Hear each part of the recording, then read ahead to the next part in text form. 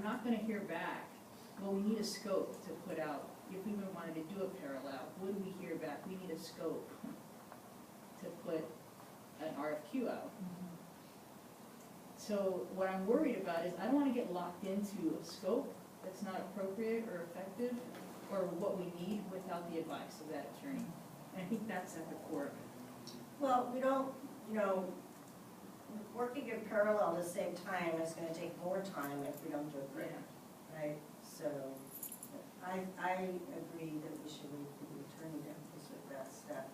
Unfortunately, the 21st seems like a long way off, but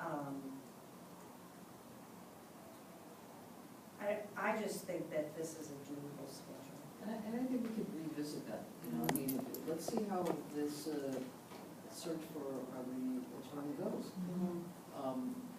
We may learn some things along the way that'll help us. Mr. Dennis? I'd like to also suggest that we wait until the attorney is in place till we complete the scope. That doesn't mean we couldn't start thinking about it, but also, I think that maybe Mr. Younger's schedule was developed partly because of this month gap between board meetings. And I don't know how much of an act of God would be required to schedule another board meeting if we somehow couldn't get stuff done. It's been done, you know, it's not, it could be done. That was on my mind too, that if we had to schedule one. This is important. I mean, a lot of people think this is important, you know. Yeah. Elections are won and lost on this kind of stuff, so it should be important to the board members. You could always call for a special board meeting. We did it before, and it can be done. And The we've need done is that also. there, and the time allotment, you can call for a special. Right, yeah. All you need is one more board member. Okay, so, if I can, Madam Chair. Uh-huh. I think there's a lot of things we could do, like trustee, the point is, you're right, you hit on the head, is getting that extra person to agree. And I will say, let's be realistic, I'm sitting with colleagues right now who already, to a certain extent, would need some convincing to have more meetings. So, just know that that will be an effort collectively, not just from this ad hoc committee, but from lots of folks, if we decide we need that tool of more meetings. I just want to put it out there, I don't think the assumption should be that it's going to happen just because two of us might want it. I'd make that case. But I agree with you, just like you can always put something on the agenda of a board meeting, that doesn't mean it always happens in exactly the timing you want. So, but you're right, we can always utilize that tool of putting stuff on board meetings, to move stuff forward. And I do think we could get agreement for a meeting, but I'm always optimistic. Mr. Todd Henner. You know, I agree with both of you. It doesn't make sense for me to go ahead and put out a request for proposals without having your guide in place, without having counsel there that can help you write your request. It's just, you know, measure twice, cut once. Don't put out your request for a proposal and then have to backtrack. And this whole situation that this committee is looking at took a long time to develop. And there's no rush to judgment. I mean, it's more important to get it right than to get it fast. But I think you're both absolutely right. Okay, well, I think on that note, is there more discussion on this item that you'd like to have, Ms. Williams? No, I just want to be cognizant of the time, but ask us that we have a quick conversation about what would be on our next agenda, our suggestions for our next agenda. Okay, so my understanding is that the next meeting we're going to be reviewing documents that we receive from applicants. And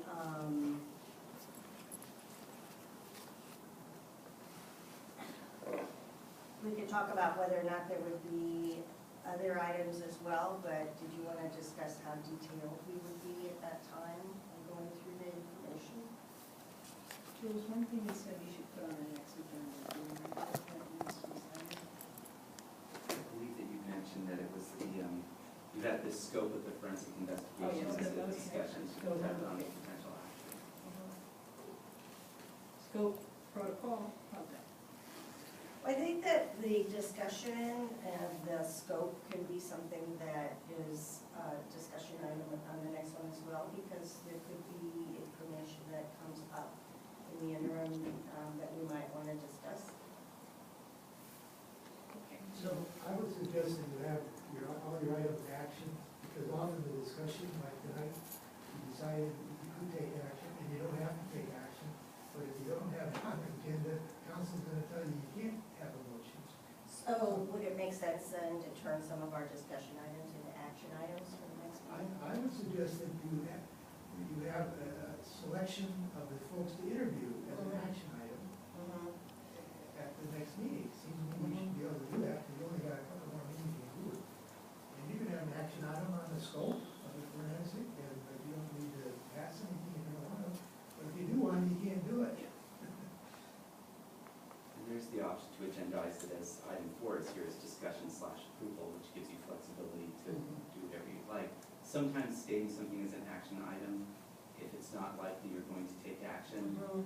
can be somewhat misleading because then you have members of the public coming expecting action and there is none. So the discussion/approval, I think it's a more open way of doing it, gives you options. And so we've done that with the scoring guide here. Could we do that for the selection of the attorney then? Absolutely. Okay, perfect. All right. And I would like to see our cues as part of the agenda package. Well, let's think about what we need to have for, available for ourselves and the public for the next meeting. There were documents that we wanted for today. Should we include those as handouts next time? So the RFQ, I think we definitely need copies Yeah. now, and The scoring guide, of course. Will we have in the selection of folks materials for to look at? I'm hoping that Friday we'll be receiving those materials and those will be distributed. Would those be confidential, the materials that people submit? No. Why not? I don't believe so. Well, maybe I can get help from the attorney over here. Yeah. But unless it's indicated in the RFQ that it's going to be kept confidential, it's not. General proposals aren't unless it is. And I didn't see anything, I'll take a double check, I didn't see anything that said it would be. So if that's the case and remains true, there's nothing that precludes us then from, is this the kind of thing that you said could run into lots of pages that we couldn't put on the website, or no? The proposal, I'm not sure what we get until we get it. And if we have a meeting on the 13th and the proposals are deadlines the 10th, they won't be in time Yeah, there's for no brown it. around it.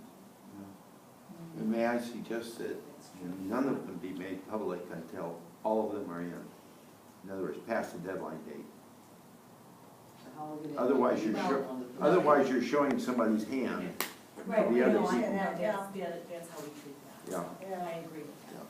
So how do we review them on the What's- 13th if they arrive on the 10th? Is it a 72-hour window that we have to have things available before we discuss them? The rule of the Brown Act is whatever goes to this committee Mhm. as part of your agenda package, agenda Mhm. discussion, goes to the public at the same time. So if it goes to the Oh, I committee 72 think- hours in advance, it goes to the public 72 hours in advance. If it doesn't get to you until the day before, it goes to the public the day before. So we're going to be able to really act on the submittals on the 13th? No, Well, you could, not if we receive them on the. Because we're going to receive them that day probably. you could read them, and you could take action on them. There might be some that are so obvious you don't want to interview. If you want to do that. You can do it at 4 o'clock on Friday, so they can clearly go on the website on Friday. I would like to suggest that we get them on Saturday and we could review them ahead of the meeting and then just make them available to the public when they're available to us. But I certainly wouldn't come into the meeting without having looked at them.